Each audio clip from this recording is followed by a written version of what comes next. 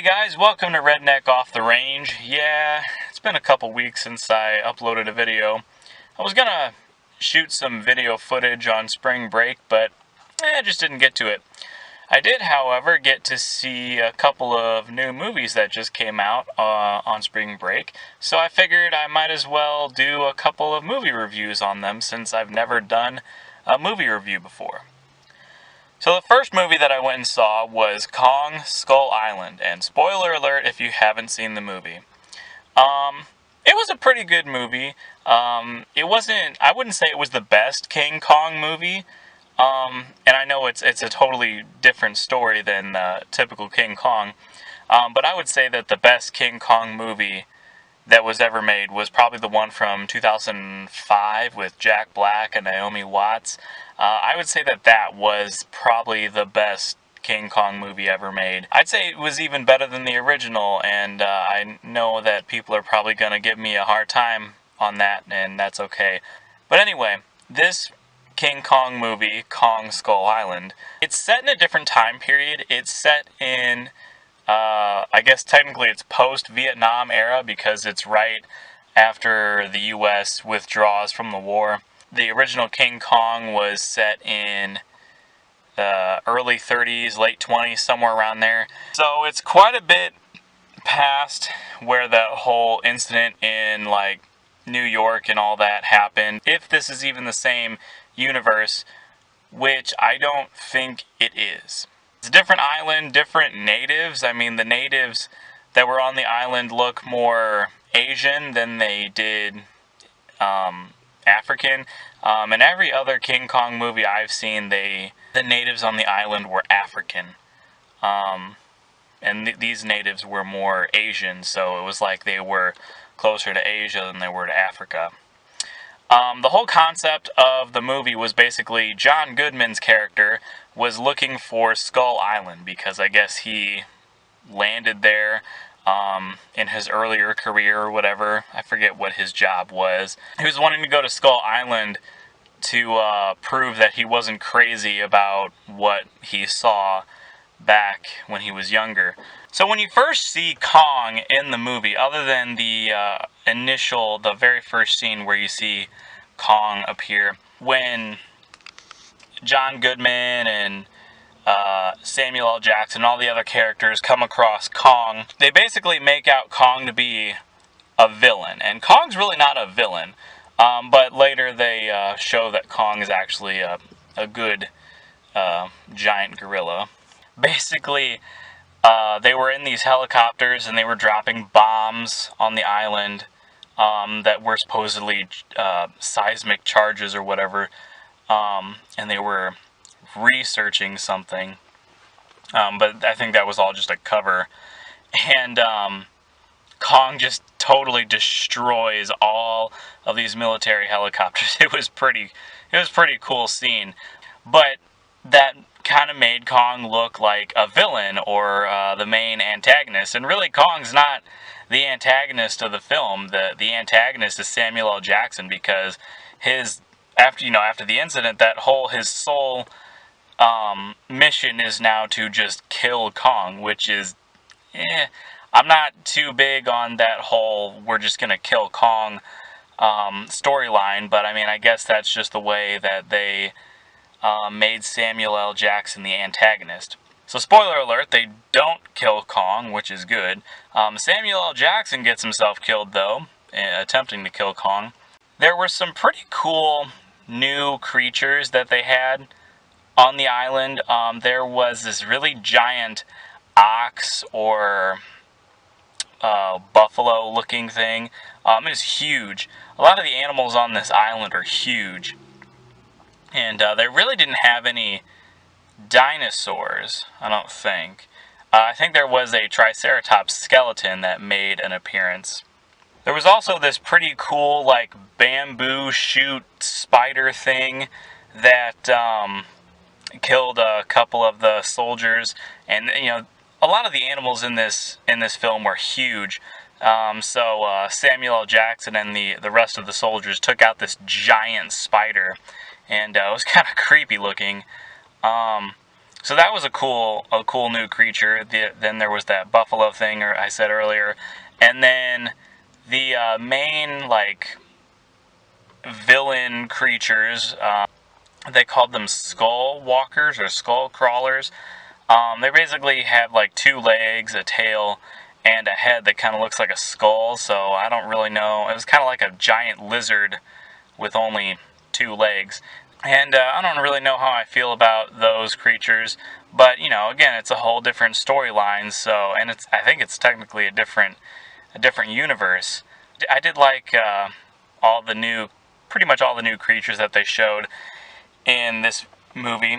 Some things I didn't like. Well, I really didn't like how John Goodman's character died. Spoiler alert: John Goodman's character died. It was kind of weird. Like, they set John Goodman up to be like the main character of the movie. At least that's how I felt. And he just like kind of dies halfway through the movie.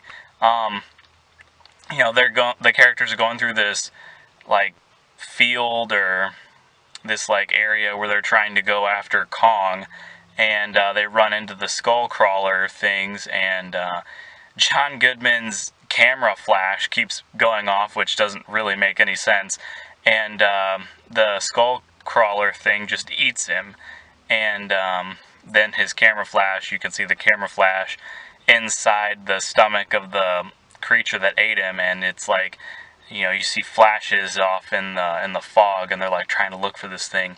So it was kind of weird because, obviously, I don't think you would see the camera flashes once it's inside a creature like that. But also, it was just a really weird way to kill off John Goodman.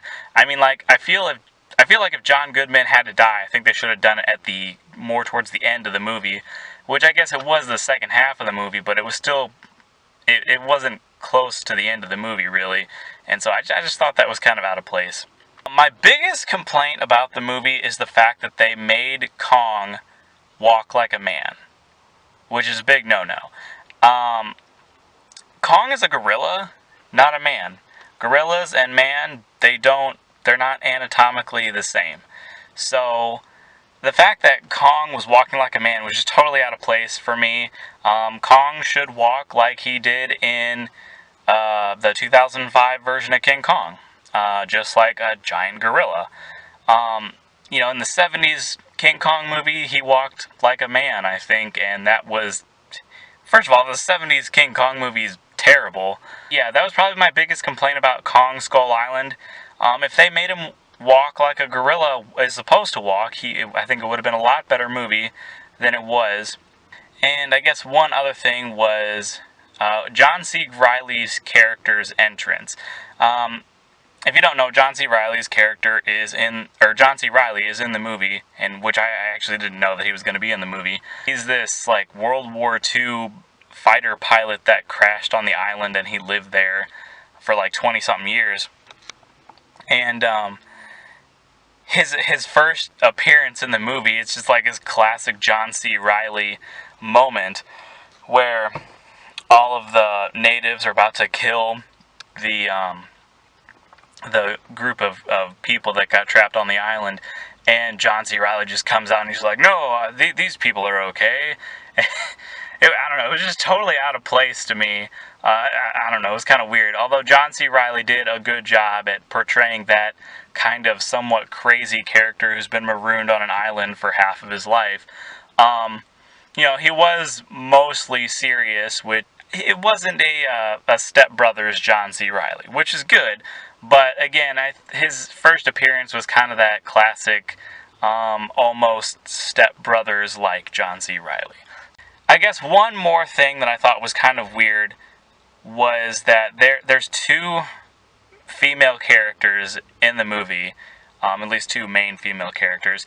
One of them is this Asian chick who's supposed to be a scientist, but like, I don't really know why she's there. Like, they don't really introduce her very well.